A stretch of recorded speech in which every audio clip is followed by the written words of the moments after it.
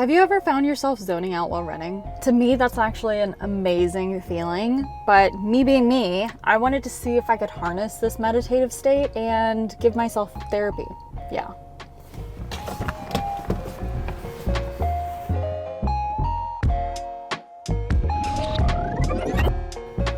Running has become a key part of how I keep my emotions in check. As a therapist, I'm always looking for ways to live a well-balanced life. And part of that is making sure I'm taking care of both my mental and emotional states. A few years ago, I got professional training in EMDR therapy, a therapy that uses movement on both sides of the body to process trauma. I can explain all this in greater detail a little later, but right now I have this theory. If I ask myself therapeutic questions while I run, then I will have a deeper experience. And I'll kill two birds with one stone. Physical self-care of running and the emotional self-care or maybe maintenance through journaling, thought journaling.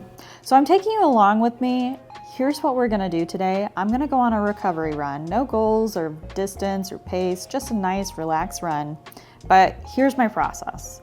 I'm gonna read the prompt from this shadow work journal, and I can link the journal in the description below. But then I'm gonna run and reflect on this journal prompt. And then I'm gonna stop and share with you what I learned. Okay, so this first prompt is about fear and what would life be like if I didn't have any, you know? So I think I'm gonna run for maybe 5 or 10 minutes and then reflect on this question. Yeah, let's run.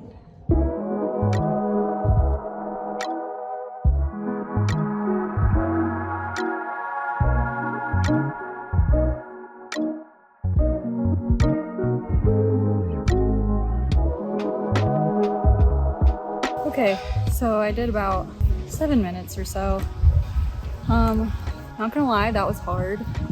Trying to think of the question while I was running wasn't really working, so I just kind of freed up my mind, and I did notice that ironically I was having fear while I was doing this because people were watching me and I know what I'm doing, but they don't know what I'm doing. And this whole experience so far has been weird because I have like a small tripod, and being out in the park with a small tripod, people are like, what the hell are you doing?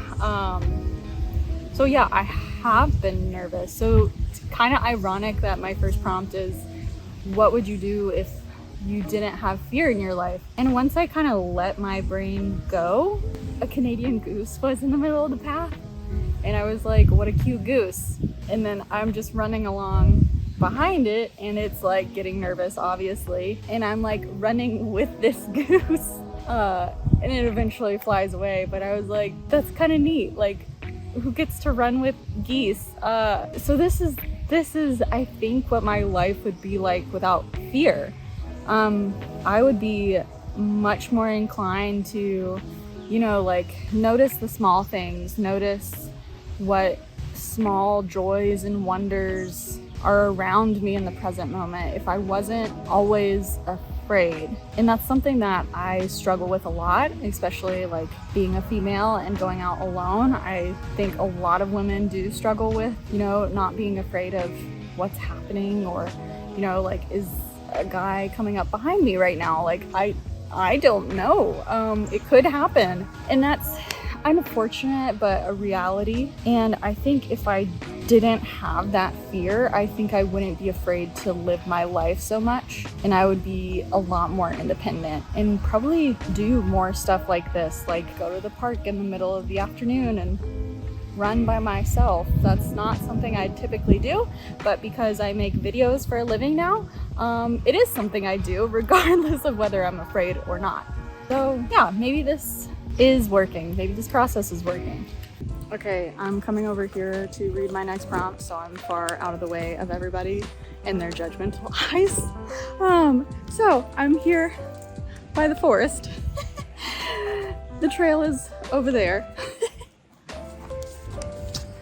Yay. Yay for awkwardness. So the next prompt is about change. Do I like change, or do I not like change? And how well do I handle change? Okay, so this one will be a tough one because I already have opinions on it. So let's see what I can discover. I think I might try and do a little longer of a run this time.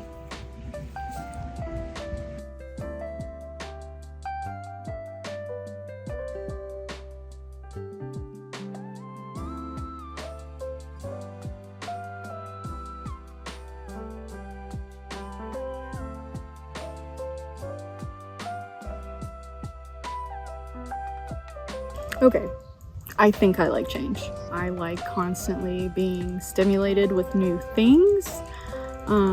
Actual change, I don't know. I think I struggle with the balance between change and stability. And I think probably a lot of people do struggle with that. And that's why I got this. Oh, you can't even see it. Wow. Well, I'll show you in a second. I have this tattoo of the phases of the moon, and that is to remind me to, one, keep disciplined, keep stable, keep doing what you're doing, but also that change is a natural part of life. The moon changes, and so do people, and so does life, and we adapt to it, and it all comes back around. Just makes a giant circle. So, yeah, I like change. I think I struggle with change. Filming this video is change. And I don't know how I feel about it yet. Okay, so we're back in my car. I've already taken off everything, my running vest, and don't come at me. I had to have a vest so I had pockets, okay? When they make shorts with pockets that I like, then I won't wear it. But until then, too bad. Pros to this.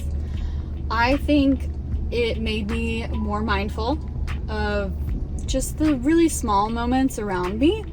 I noticed the ducks more. I noticed like small things more. I actually felt more adventurous. I actually went off the trail and got some footage of this small little creek and the wind blowing through the trees. It was very romantic in my mind. I'm sure the footage is not as romantic as it was through my eyes, but I can share that with you. Cons. I don't like stopping and starting when I'm running. This was really hard. I only did 1.5 miles, and that's not like a whole lot for me, but this made it very challenging to have to think about something while running and not being able to concentrate on the running while I'm running. I don't know, in my mind, it just didn't feel great. It didn't feel super like natural. Yeah, it just didn't feel natural, and I think that's common with EMDR and all of this stuff. Like, it feels weird doing it. It feels weird doing it. And your mind wanders, which it does in normal EMDR anyway. So I don't know what I was expecting. I was like, oh, my mind will go to this question and it will be like journaling. But it was not like journaling. My mind was like, duck, what am I afraid of? Person, do I like change? Like, it was it was very strange back and forth, and I don't think I really like that process. I think I'd rather journal about it. But you know what? This was an experiment. This was to see if I liked it, if I could harness a deeper power. Maybe one question and maybe a longer run would have done that. Yeah, I don't know how long Francine Shapiro was running, but it was not 1.5 miles. I'll tell you that. It was a lot longer. And you know what? Maybe she just had a runner's high. I'm not sure. But we did it. We completed it. Now it's time to go back home. So we're back from the run. Why did I do this? Well, other than the fact that I was bored and I thought this might be a good idea or a fun little experiment, I told you I had training in EMDR earlier. So let me explain a little bit of what that means. EMDR means eye movement desensitization and reprocessing. Basically, that's a mouthful, but all it means it's a fancy type of therapy that helps you process trauma or disturbing memories or emotions or thoughts a little bit better than traditional talk therapy. Now, yes, EMDR is used more for trauma and especially complex trauma. It can be used for a lot of different things. It can be used for OCD, it can be used for anxiety, depression, eating disorders, addiction. Like, there's a protocol for almost any mental health disorder you can think of, and EMDR might help. So how did I want to use it? Because no, I'm not giving myself trauma therapy while running. I just wanted to see if I could dig a little deeper than just journaling. I wanted to see if I could figure out something more, or something maybe hidden to me that was not in my conscious mind while I processed these journal prompts. Really, it's just an experiment.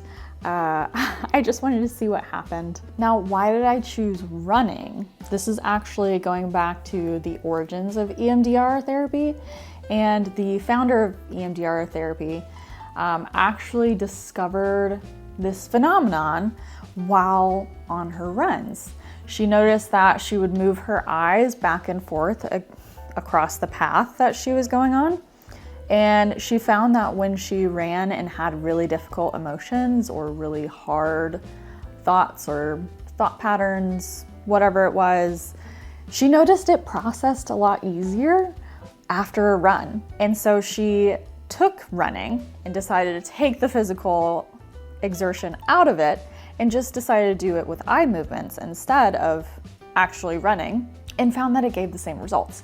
So I'm going back to the running piece of it to just see if it gives some extra oomph. That's really it. Now, it's theorized that the eye movements, the back and forth eye movements, and this can be the same in tapping, it can be the same in headphones, hearing back and forth, anything that is crossing your medial line, which is the center of your body. So anything that is using both sides of your body is using both sides of your brain. And we have noticed that sometimes when we have disturbing or hard thoughts, we either think of them in one of two ways. We will either be overly logical about it or obsessive about it, in the sense that if I figure out why this is happening or what led up to this happening, then I will be okay.